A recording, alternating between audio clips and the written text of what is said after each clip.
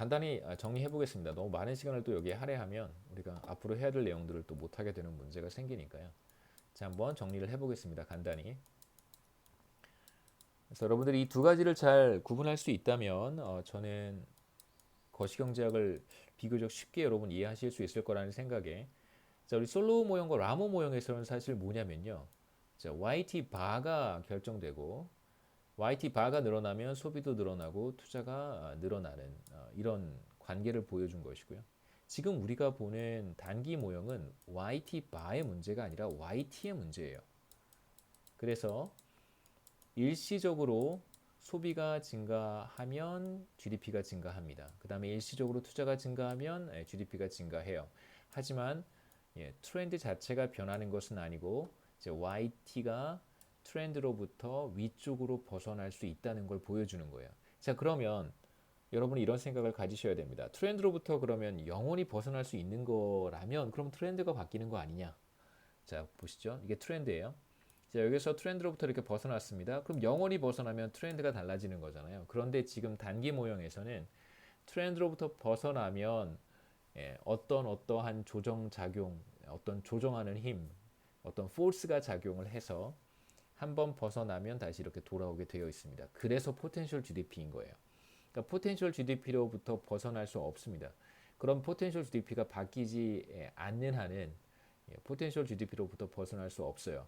그래서 우리가 이 내용도 나중에 보도록 하겠습니다. 어떻게 이렇게 한번 벗어났던 액추얼 GDP가 다시 포텐셜 GDP 수준으로 돌아오는지, 이건 경기가 과열되는 경우고요. 반대로 경기가 침체가 되었다가 리세션으로 들어갔다가 다시 회복되는 국면도 나타날 수 있겠죠. 이런 경우도 나타납니다.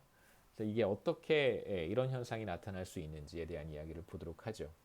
이 두 가지를 여러분 잘 구분하실 수 있다면 거시경제 현상을 이해하고 설명하는데 큰 도움이 될 거라고 생각합니다. 여러분 이거 구분하지 못하는 사람들 굉장히 많습니다. 그러니까 굳이 이렇게 구분할 필요는 사실 없어요. 거시경제가 어떻게 작동하는지 내 마음대로 이해하겠다, 뭐 괜찮습니다. 그런데 그러면 이제 사실 대화가 어려워지는 거죠. 다른 랭귀지를 써야 되니까요.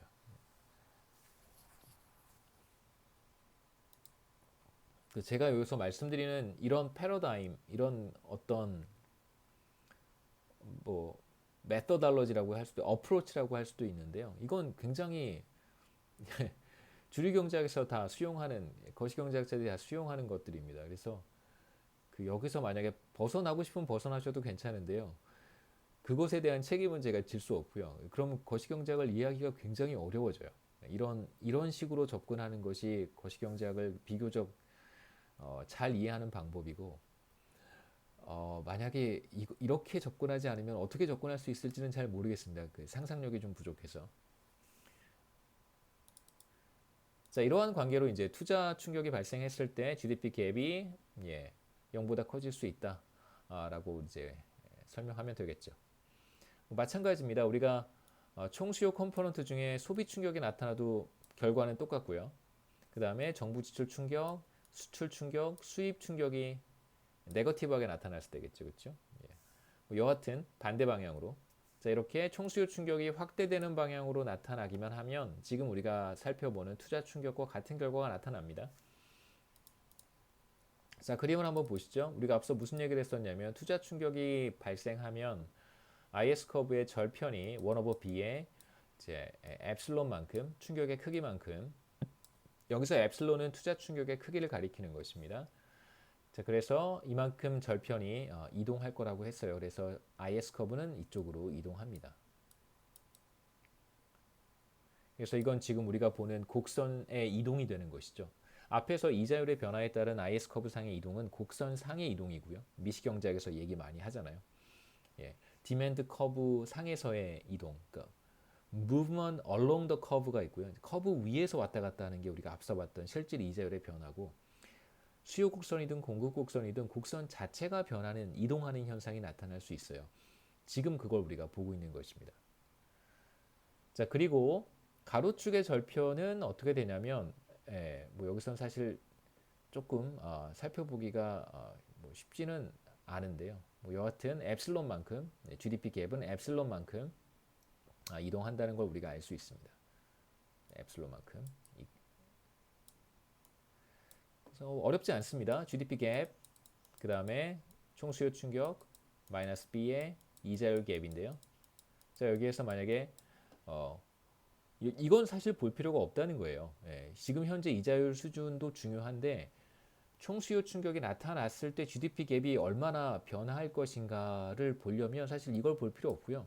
얘가 1%포인트 상승하면 당연히 GDP 갭은 1%포인트 상승하는 겁니다. 1대1 관계니까요.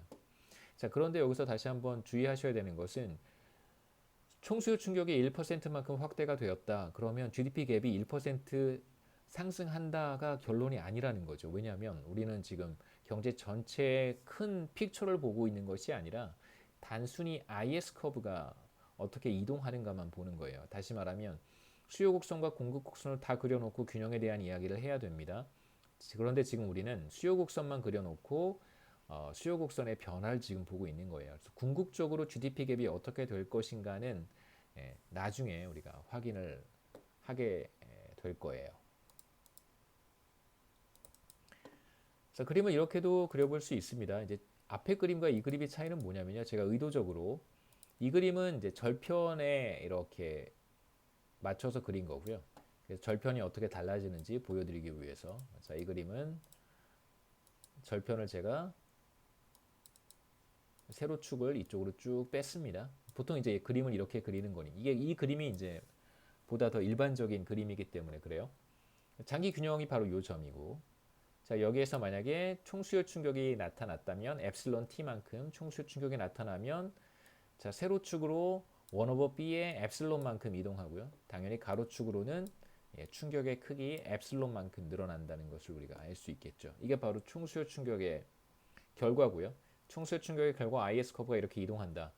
지금 우리가 투자 충격만 얘기를 했지만 말씀드렸듯이 소비 충격, 그 다음에 정부 지출 충격, 대외 부문 충격 다 동일합니다. 효과는 같이 똑같이 그리시면 돼요. 충격의 크기가 같다면 그러면 그림도 같아집니다. 세 번째는 이제 공급 측면의 충격인데요. 공급 측면의 충격은 우리가 R바의 장기 실질 이자율의 어떤 변화로 설명하겠다라고 이야기를 했었습니다. 공급 측면에 충격이 발생하는 경우를 생각해 볼 텐데 공급 측면의 충격은 자본의 한계 생산 우리가 이것을 롱런 인터레스트 레이트라고 불렀습니다. R바를 통해서 나타난다고 가정을 하겠습니다. 왜 그러냐면 지금 우리가 보는 단기 모형이라고 하는 것은 뉴 케인지언의 어떤 플레이버라고 하죠. 그 사람들 취향에 맞게 만들어진 모형이기 때문에 사실 공급 측면의 충격을 자세히 살펴보는 건 쉽지 않아요. 왜 그러냐면 공급 측면의 충격은 기본적으로 고전파 경제학자들의 관심사였습니다.